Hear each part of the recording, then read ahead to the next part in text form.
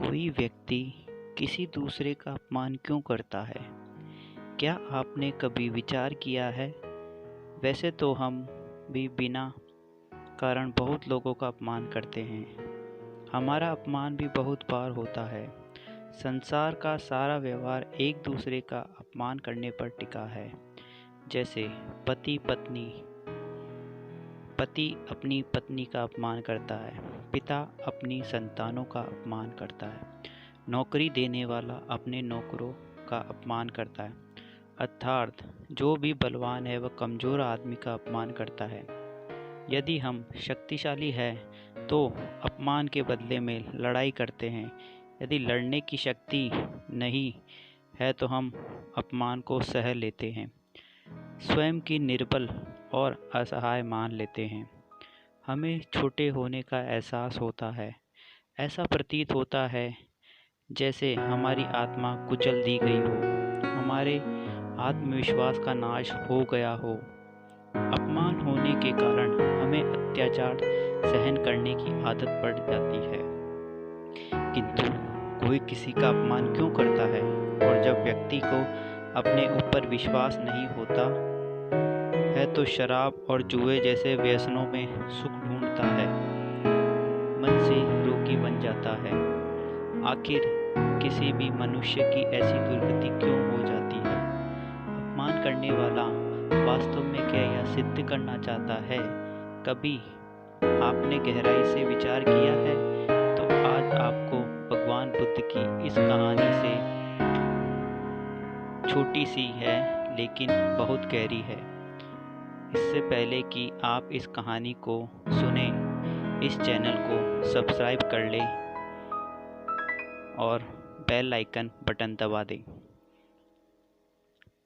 कहानी शुरू करते हैं। एक दिन गौतम बुद्ध अपने शिष्य को उपदेश दे रहे थे।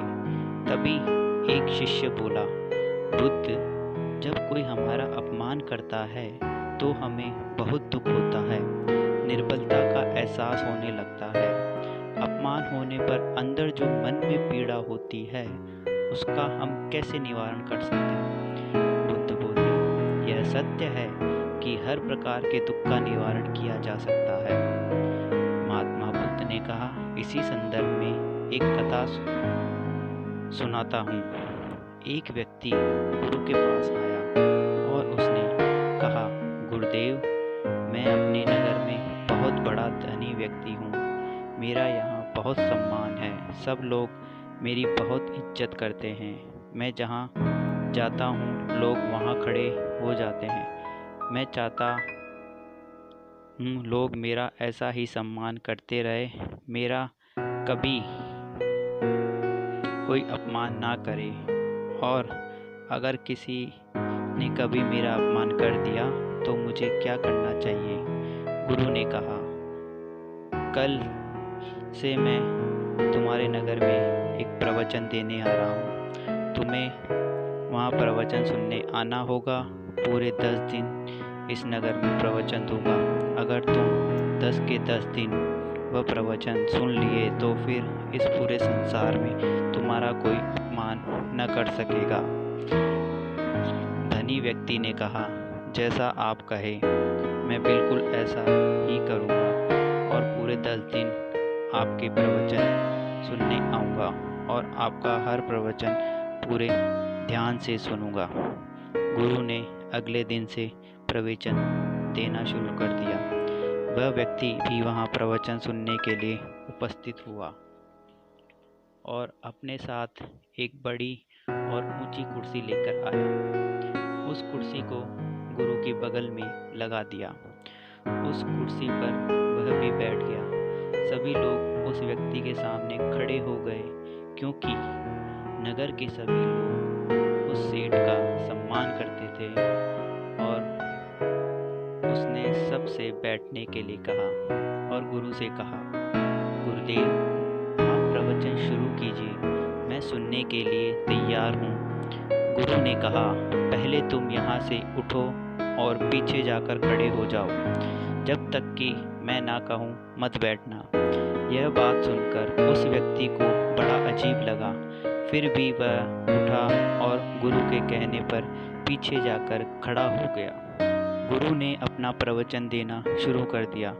बहुत देर हो गई पर गुरु ने उसे बैठने के लिए कहा ही नहीं। उसने गुरु को प्रवचन देते समय ही कहा, गुरुदेव, आप कुछ भूल तो नहीं गए हैं? मैं अभी भी खड़ा हूँ। गुरु ने कहा, कोई बात नहीं, तुम अभी खड़े रहो। पूरा प्रवचन समाप्त हुआ पर गुरु ने उस सेठ को बैठने के लिए कहा ही नहीं। सभी लोग गुरु को प्रणाम कर वहाँ से अपने घर चले गए। वह सेठ गुरु के पास आया और कहा, गुरुदेव, आपने मुझे पूरे प्रवचन के दौरान पीछे खड़ा रखा। आपने तो मुझे बैठने के लिए कहा ही नहीं। गुरु ने उस धनी सेठ की बात को अनसुनी कर कहा, कोई बात नहीं, अब तुम जा सकते हो। वह अपने घर चला गया। धनी सेठ फिर से अगले दिन गुरु के प्रवचन में आया और अपनी उस ऊंची कुर्सी पर बैठ गया और गुरु से कहा, गुरुदेव, कल का प्रवचन बहुत अच्छा था, मुझे बहुत पसंद आया था। आप आज का प्रवचन शुरू करें। गुरु ने कहा, बिल्कुल, आज का प्रवचन शुरू करूँगा, पर इससे पहले तुम वहाँ पीछे जाकर खड़े हो जाओ और जब तक मैं ना कहूँ तब तक मत बैठना। उस व्यक्ति को बहुत अचंभित हुआ। इतने सारे लोगों के सामने जो लोग उसका इतना सम्मान करते हैं और उसके आते ही खड़े हो जाते हैं, वह उसके आते ही बैठे रहे और मैं वहाँ पीछे खड़ा रहूँ। फिर भी वह पीछे जाकर खड़ा हो गया। गुरु ने इस बार भी उसे बैठने के लिए नहीं कहा। पूरा प्रवचन समाप्त हो गया। तब वह व्यक्ति बहुत परेशान था। उसे समझ नहीं आ रहा था गुरु उसके साथ ऐसा क्यों कर रहे हैं, गुरु उसे बैठने क्यों नहीं दे रहे। जब वह रास्ते पर चलता तो सभी लोग उसे देख रहे हैं, उसका मजाक उड़ा रहे हैं। उसके मन को बहुत ठेस लग रही थी। आखिरकार तीसरे दिन निश्चय किया कि आज मैं बैठकर ही रहूँगा, चाहे गुरु कुछ भी कहे। आखिरकार मेरा भी कोई सम्मान है। मैं इस नगर का सबसे बड़ा धनी और सम्मानित व्यक्ति हूँ। तीसरे दिन वह फिर से गुरु के प्रवचन के गया और अपनी ऊंची व बड़ी कुर्सी पर बैठ गया। गुरु कुछ कहते इससे पहले ही वह बोला, गुरुदेव, मैं यहाँ एक सम्मानित धनी सेठ हूँ, आज मैं पीछे खड़ा नहीं रहूँगा। गुरु ने कहा, कोई बात नहीं, तुम यहीं बैठो। यह सुनकर वह व्यक्ति खुश हुआ। अचानक गुरुदेव वहाँ से उठकर पीछे जाकर बैठ गए जहाँ धनी व्यक्ति खड़ा रहता था। फिर पांडाल में बैठे सभी लोगों ने गुरु की ओर मुख कर लिया और वह सेठ पीछे कुर्सी पर ही बैठा रह गया। यह देखकर वह व्यक्ति क्रोध में जलने लगा। वह वहाँ से उठकर चला गया और गुरु से बदला लेने के बारे में सोचने लगा। उसने तरकीब सोची। वह दूसरे गुरु को नगर में लेकर आया और उस नगर में उस गुरु के बारे में प्रचार करवाया और यह भी कहा, जो भी इस गुरु के प्रवचन सुनने आएगा उसे एक सोने का सिक्का मिलेगा। उस दूसरे गुरु के प्रवचन शुरू हो गए। वह धनी व्यक्ति यहाँ भी गुरु के बगल में एक बड़ी व ऊंची कुर्सी पर बैठ गया। जब लोगों को पता चला, जब उसे दूसरे गुरु के प्रवचन सुनने से एक सोने का सिक्का मिलता है, तो सब लोग सोने के सिक्के के लालच में उस दूसरे गुरु के प्रवचन में पहुंच गए। वहां बहुत भीड़ हो गई। आसपास के गांव के लोग भी आने लगे। वह सेठ भी सीना चौड़ा करके हर व्यक्ति को एक एक सोने का सिक्का बांटता रहा। प्रवचन में आए लोग उस सेठ की जय जयकार करने लगे। वह दूसरा गुरु भी उस धनी व्यक्ति की प्रशंसा करता। सब कुछ अच्छा चल रहा था। 9 दिन गुजर चुके थे। धनी व्यक्ति ने सोचा, उस गुरु के पास जाकर देखता हूँ जिसने मेरा अपमान किया था।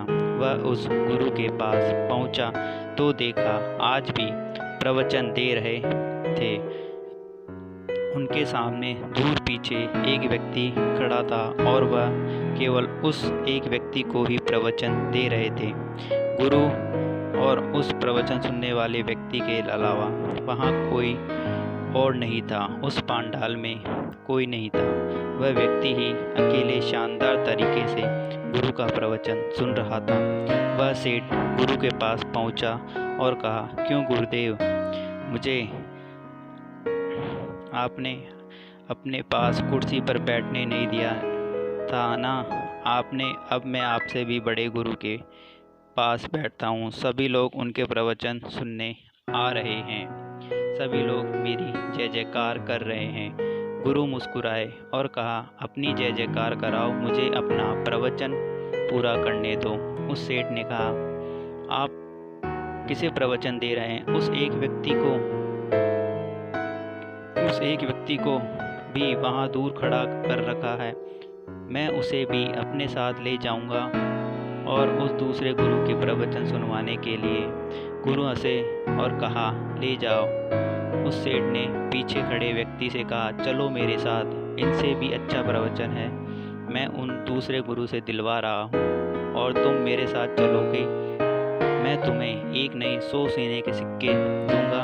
उस दूर खड़े व्यक्ति ने मना कर दिया। उस सेठ ने फिर कहा, चलो 1000 सिक्के देता हूँ। उस व्यक्ति ने फिर से मना कर दिया। उस सेठ ने फिर कहा, सब छोड़ो, 10,000 सिक्के देता हूँ। उस व्यक्ति ने फिर से मना कर दिया। उस सेठ के अहंकार को ठेस पहुँच रही थी। उसने कहा, इतना दूंगा कि तुम्हारी 7 पीढ़ी बैठकर खाएगी। ज़मीन भी दूंगा और 1 लाख सोने के सिक्के भी दूंगा। उस दूर खड़े व्यक्ति ने मना कर दिया और कहा, अगर तुम यहाँ से चले जाओगे तो उतना धन दूंगा, जितनी ज़मीन कहोगे उतनी दूंगा, राज्य मांगोगे तो वह भी दे दूंगा। यह बात सुनकर सेठ के समझ में नहीं आया सामने खड़ा व्यक्ति कौन है। उसने गुरु से पूछा, गुरुदेव यह कौन है? गुरु ने कहा, यह इस देश के राजा हैं। उस सेठ ने पास जाकर ध्यान से देखा और राजा को पहचान लिया। वह सीधा राजा के चरणों में गिर गया और कहा, महाराज मुझे माफ़ करें, मैंने आपको पहचाना नहीं। तब गुरु ने कहा, क्या राजा के चरणों में गिरने से तुम्हारे अहंकार को ठेस नहीं पहुंचती? क्या तुम्हारा सम्मान नहीं घटता? उस सेठ ने कुछ नहीं कहा। तब गुरु ने कहा, सुनो, जब तुम आए थे उसी दिन यह राजा भी मेरे पास आए थे। इनका यही आने का कारण भी वही था जो तुम्हारा था। जो मैंने तुमसे कहा था मैंने वही इनसे भी कहा था, पर यह अभी तक वहीं खड़े हैं जहां मैंने इन्हें खड़ा किया था, और तुम वहां खड़े हो जहां तुम खड़ा होना नहीं चाहते थे। तुमने तो अपने प्रश्न का उत्तर चाहिए था और तुम किस खेल में लग गए। वह सेठ हाथ जोड़कर चुपचाप गुरु की बातें सुन रहा था। राजा ने सेठ से कहा, मैंने इन 9 दिनों में यह सीखा कि हमारा अपमान नहीं होता, हमारी पद प्रतिष्ठा का अपमान होता है। हम अपने आप को किसी बाहरी वस्तु से जोड़ लेते हैं, तब हमारा अपमान होता है। मैं राजा हूँ, तुम मेरे चरणों में गिरने पर तुम्हें कोई आपत्ति नहीं। अगर तुम गिर ना सकोगे और गिर गए तो तुम्हारा पद और प्रतिष्ठा तुम्हें अपमान का एहसास कराएगी। हमेशा अपने स्वाभिमान और अधिकार की रक्षा करो, अपने अहंकार की नहीं।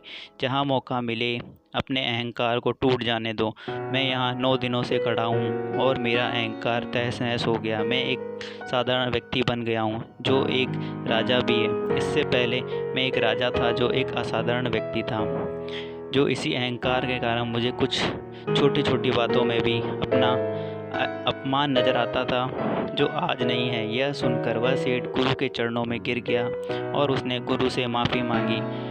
भगवान बुद्ध ने भिक्षुओं से कहा, वास्तव में हम किसी का अपमान नहीं करते, उसकी निर्बलता सिद्ध करने के लिए, बताने के लिए कि हम अधिक शक्तिशाली है। अपमान करने वाला हकीकत में अपनी शक्ति से संदेह करता है, उसे अपनी शक्ति पर भरोसा नहीं होता। दूसरों को चुनौती देकर अपनी शक्ति पर विश्वास प्राप्त करने की कोशिश करता है। क्या यह सच नहीं है? जब हम किसी का अपमान करते हैं तो वास्तव में इतना ही प्रकट करते हैं कि हमें अपने मन पर भरोसा नहीं है। हमें यह सांसारिक अविरत संघर्ष प्रतीत होता है, कभी न रुकने वाली एक जंग सी दिखाई देती है।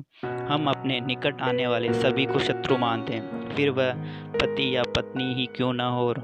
हमें निरंतर अपनी शक्ति सिद्ध करनी होगी, अन्यथा हमारा शोषण होगा, हम किसी के गुलाम बन जाएंगे। किंतु क्या हमने विचार किया है कि दूसरों को प्रतिद्वंदी अर्थात दुश्मन मानने के बदले उसे अपना मित्र मान ले, हमारी सहायता करने वाले सहयोगी मान ले, अर्थात एक दूसरे को मित्रता के भाव से देखें तो उसका अपमान करना आवश्यक ही नहीं होगा। किंतु प्रेम करने के लिए व्यक्ति को खुद पर आत्मविश्वास होना अति आवश्यक है। जिस व्यक्ति को अपनी शक्ति पर विश्वास नहीं होता वह प्रेम कर ही नहीं सकता, अर्थात जिसका हृदय आत्मविश्वास से भरा होता है ना वो किसी का अपमान करता है और ना अपमान को स्वीकार करता है। क्या यह सत्य नहीं? इस पर विचार किया जाना चाहिए।